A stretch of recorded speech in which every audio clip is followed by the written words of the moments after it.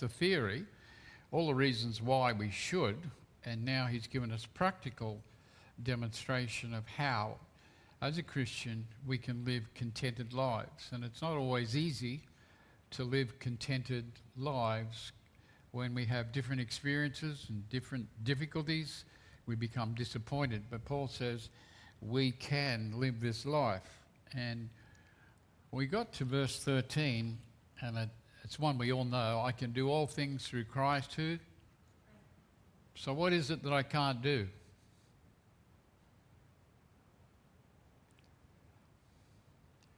Now, it's not saying I can be Superman and leap tall buildings with a single bounce. It's not that I can be Superman and catch bullets with my teeth. That's not the idea here.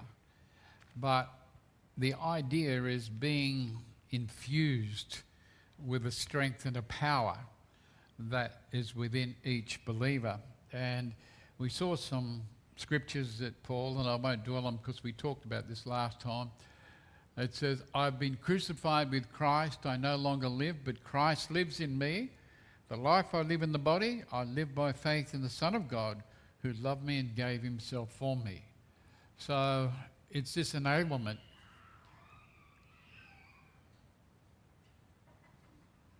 Well, that was a good one. I don't know what that was, but anyway. It just means that I can crucify myself daily. In other words, put self to death and live for him. Take up my cross and follow him. And I can live this Christian life. And he's demonstrated with a few, and I'll just put those up, but not dwelling on them because we talked about it, how the strength is given for Christians who are weary and struggling, and more.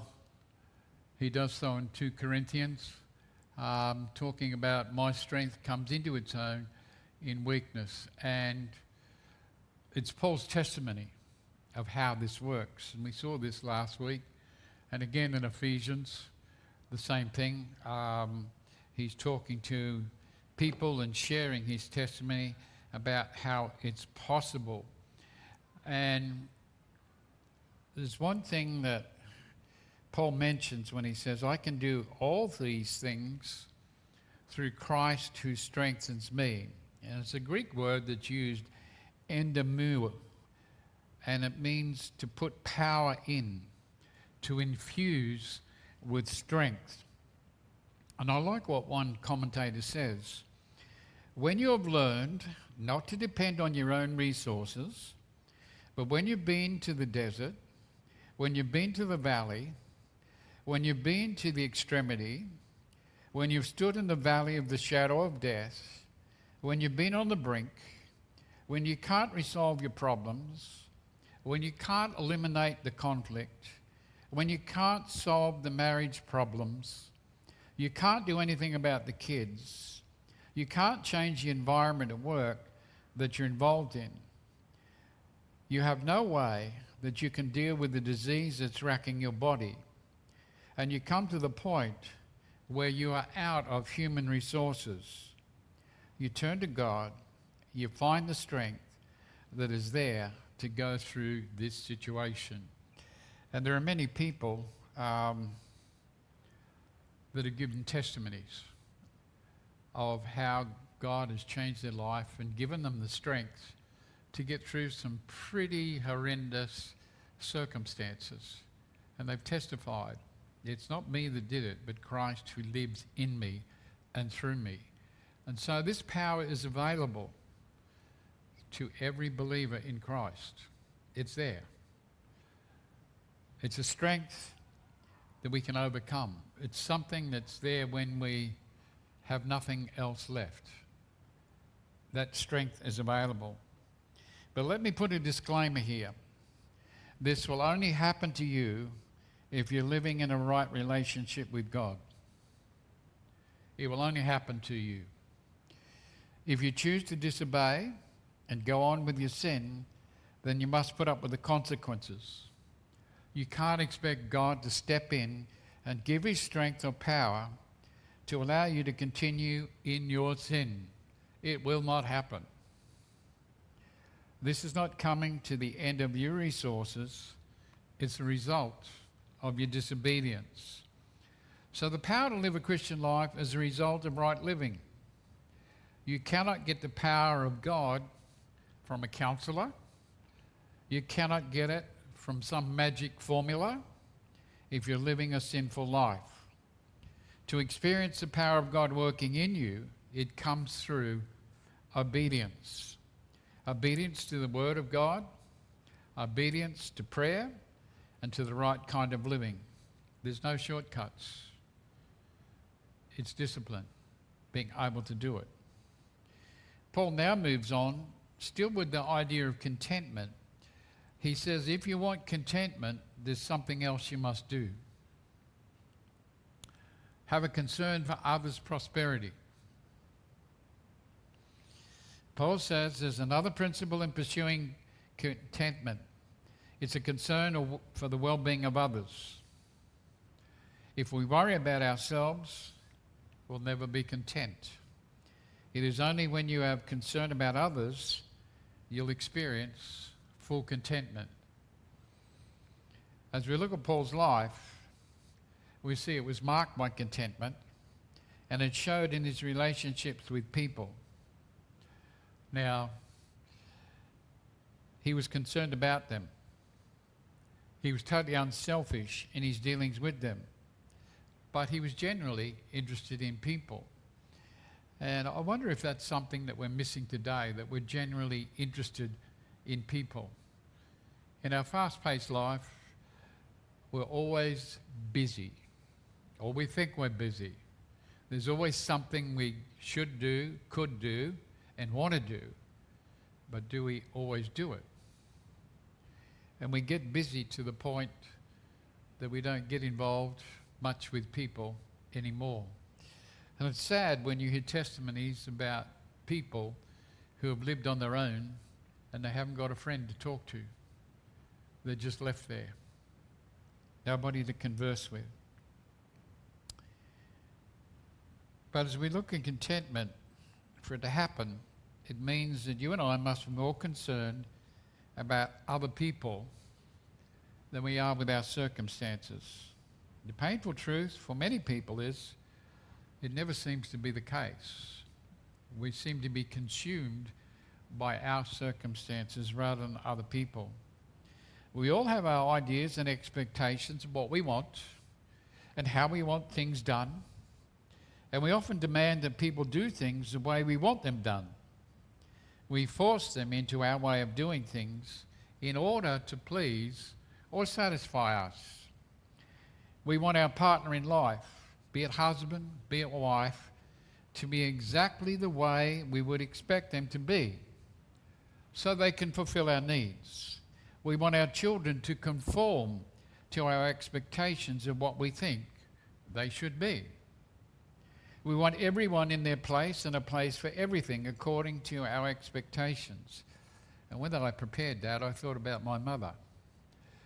My mother had a place for everything, and everything had a place. And pity help you if you got it out of place. She let you know. That goes there. That goes there. And sometimes we like our life compartmentalized. This is where this goes. This is where this goes. And we like our circumstances to be the same.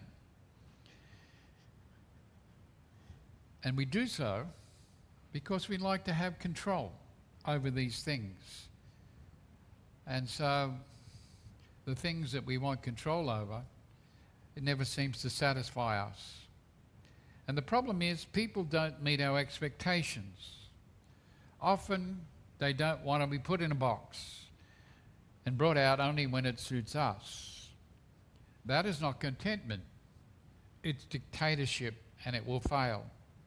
Contentment only comes when we put other people ahead of ourselves.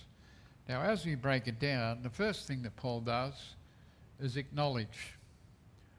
But it was good that you helped me when I needed it. And Paul here is not forgetting the contributions that these Philippians made to him in his time of need. He acknowledges their faithfulness to give a gift to him when they could. Paul had learned to be content in every situation, in every circumstance, and he refused to allow these things to dictate his response to them. He wasn't going to allow them to make or break him because of his relationship with the Lord. He knew his God was in charge over these things. He had complete confidence that things were going to work out for his good as he honoured the Lord and served him. As a result, he could live above his circumstances. He could wait patiently on the Lord to provide for his needs. Now that's commitment. It's not something in our society when we're told, wait. How long are you prepared to wait for something? Are you patient? Sometimes you have no options, particularly in the territory. You never know if you are or you want something and you order it. It might be a week, it might be 2 weeks, or it might be the next day. But you learn to be patient. But when it comes with God, we ask God for something and we technically believe he'll supply and meet our needs, but often we become impatient with God because he doesn't give us what we want straight away. And of course we want to remind him, I did ask you, I'm still waiting. And God doesn't work that way. Now Paul uses a Greek word kalos, which means good. And it says, but you did something good. You did something worthwhile. You did a good thing in what you did for me. And what did they do? Well, Paul says, you chose to partner with me. You chose to share in my pain. You chose to be in my troubles and pressures. And I'll always cherish what you did for me. What Paul experienced was very real. It wasn't something imaginary. It wasn't something made up. He was truly thankful for their partnership with him with their generous gift. And he said, it was good for you to do that for me. This might be hard to understand, for Paul has been saying his reliance is on the Lord, that he needs nothing. So why is he acknowledging their gift and saying it was a good thing for them to do? Well, there's such a thing, he said, as accountability. You Philippians remember when I first preached the good news there. When I left Macedonia, you were the only church that gave me help. He's reminding them of this strong relationship that he had with them when he first came to Philippi. He was looking for fellowship with other Christians and how they had laboured with him to establish the church there. When I left you to go to Macedonia, he says, you were the only church that sent me a gift on more than one occasion to meet my needs. And now Paul's reminiscing, he's reflecting, he's going back 10 years earlier when they sent their love gift to him. They were the only church who had done so. And Paul says, even after 10 years, I haven't forgotten what you did for me. I haven't forgotten how generous you were to me. Just as I'll never forget my visit to your church to see how the church was built and established. And I'm truly grateful for everything you have done. Several times you sent me things I needed when I was in Thessalonica. He says, neither will I forget that when I went to Thessalonica, which is just a stone's throw away from you, you sent me more gifts, even though I was only there for 2 weeks. But those gifts met my needs, and you were the only church that did so. You have a reputation for always giving. And I know if the opportunity presented itself, you would have given more often, but you gave what you had when I needed it. So this is what Paul says to them, and I've used the Message here, puts it in modern English. Now, friends, I want to report on the surprising and generous ways in which God is working in the churches in Macedonian province, and they were one of them. Fierce troubles came down on the people of those churches, pushing them to the very limit. The trial exposed their true colours. They were incredibly happy, though desperately poor. The pressure triggered something totally unexpected, an outpouring of pure and generous gifts. I was there and saw it for myself. They gave offerings of whatever they could, far more than they could afford, pleading for the privilege of helping out in the relief of poor Christians. They were poor and gave out of their poverty. This is this church, the Philippian church. They were the only ones who sent him a gift. And he's saying they were poor, but they gave out of their poverty. And he saw it. And once again in 2 Corinthians, he says this: I wonder, did I make a bad mistake in proclaiming God's message to you without asking for something in return, serving you free of charge so that you wouldn't be inconvenienced by me? It turns out that the other churches paid my way so that you could have a free ride.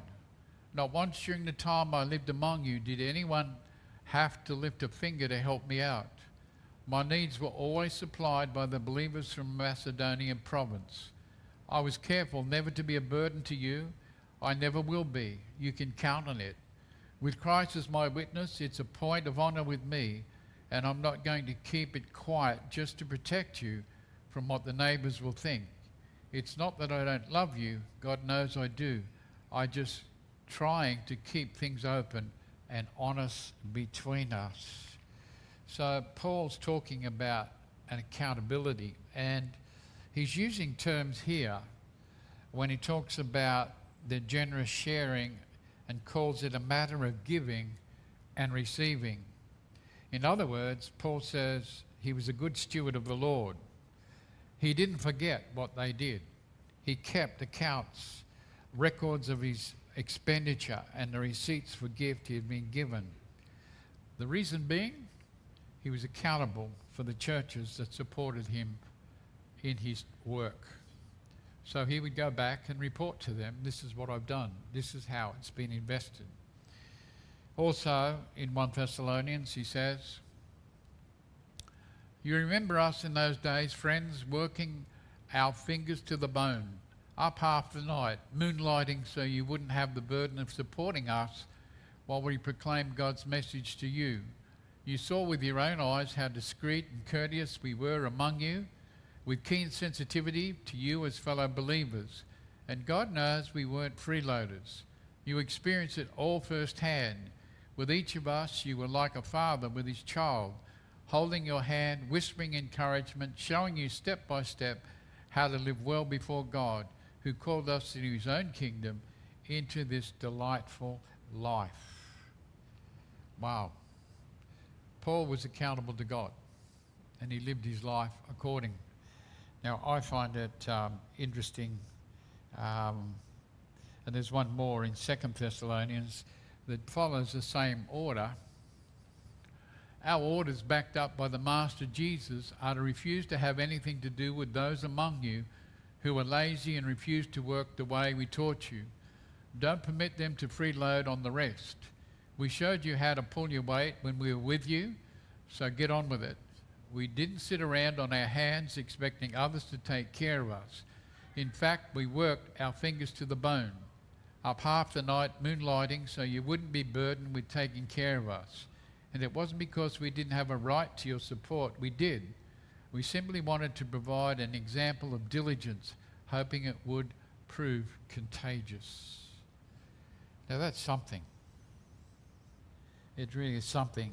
And I can't help but remember I worked with a pastor who he wanted to go on holidays, and he just took off. And I said to him, well, what are you going to do? Where are you going to stay? And he said to me, I'm just going to just pull into the nearest church and ask them to put me up. He said, Christians look after one another. And I thought, well, that's really pushing the envelope a little bit. You've never been there, yet you're just going to stop and ask the church to look after you. But it worked for him. He did it a number of times, and the church has looked after him. But that's not what Paul is saying here. Paul took responsibility so that he was accountable to the Lord, and he didn't want to be a burden on any of the churches. He worked with his hands so that he wouldn't be a burden on them. But once again, Paul expresses his thanks to their generous support of him in the gifts they had given. It enabled him to do his work. He didn't charge the believers at Corinth for anything because he worked with his hands and used these gifts that had been given. In verse 17, really it is not that I want to receive the gifts from you, but I want you to have the good that comes from giving. We need to look a bit deeper at what Paul is trying to say here. One minute he's saying, I rejoice when I received your gift, and you've done well to share with me, even though I don't need it. So if he didn't need it, what's his point? And Paul is saying, I'm not looking or wanting material benefit in my account. I want the spiritual benefit of you giving placed into your account. He wasn't concerned about his own welfare. His main priority wasn't that he wanted to be comfortable or satisfied by food or material comforts. He says, I'm not happy because you gave me a gift and I get to have it, and it makes me happy because now I get what I need. That's not what he's saying. He's saying, I'm glad you gave, not because I want a gift, but because I want to see it go to your spiritual account. I want you to see the good. I want you to see the benefit of giving to others. You are laying up treasures in heaven. So Paul was more concerned that they were laying up spiritual blessings that came. And so this often challenges us concerning our giving and sharing. I've often heard it's more blessed to give than to receive. How many have heard that? Is it true? Do you feel blessed because you've given? Does it make your pocket a lot lighter? Do you have second thoughts or reservations? No, we shouldn't. But it challenges our attitudes. Do we rejoice in blessing or opportunity to give to others in need? And I'm saying in need, not because they want it, but because they need it. Or are we more content to hang on to it? Are we content that God is blessing someone else through the giving of our gifts? And it's one of the lessons that Joy and I learned when we first went to college. We'd both had jobs, we were both self-sufficient, and one of the hardest things for us to learn was to accept gifts from others. And when we were doing college, we'd go out, and I still don't know to this day how they did it, but they got into the back of our car and it was full of groceries. Someone had said, just a gift. But it was one of those things that we learned. Somebody else had been challenged by God to give to others. And the same is that we're challenged to give to others. And we might not see all the benefits here, but we'll certainly see the blessings in heaven of what we gave helped support that ministry in ways we never could believe. So giving is something that we don't do it so that we can, if you want, log up brandy points. It's not something like that. But we want others to have a part in the blessings. And we do that, and Paul did it because he loved them and wanted the very best for them. He was rapt that through the gift they gave, they were reaping spiritual benefits, and that gave him much joy. You may ask, this group of believers were Paul. They gave out of their poverty. They gave freely with no pressure applied to them. They gave sacrificially, and that it cost them so that someone else's needs were being met. Now, Paul knows he doesn't really need it, but God would have made sure it was went where it was needed if he thought it needed to go otherwise. So it was good the church gave, and God rewarded them spiritually for doing. And we'll leave it there for next week because there's a couple more verses before we finish off. But the idea of contentment is giving to others. God gives to us. We share in the blessings by supporting others in their work. And that gives us contentment. And it's a challenge for us to think about Paul's example. As we close, we're going to stand as we sing. I think this is the right one, 433. Just the